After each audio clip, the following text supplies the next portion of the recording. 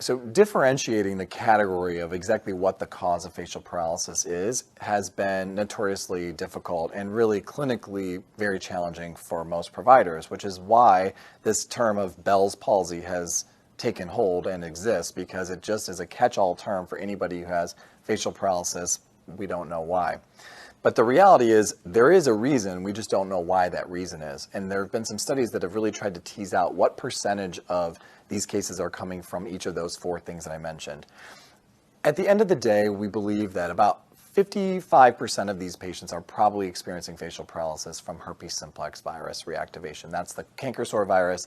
And those patients are likely to have a better recovery.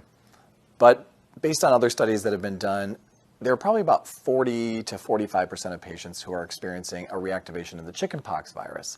And we know from the data on the chickenpox reactivations where there is actual shingles that's visible with a rash and the vesicles that are known and associated with that condition called Ramsay-Hunt syndrome, that those people have a much worse outcome. The tricky part is we think that about 2/3 of the people who have a reactivation from the chickenpox virus don't ever get that rash because they present to the doctor early enough to get the treatment that actually suppresses this onset of the rash.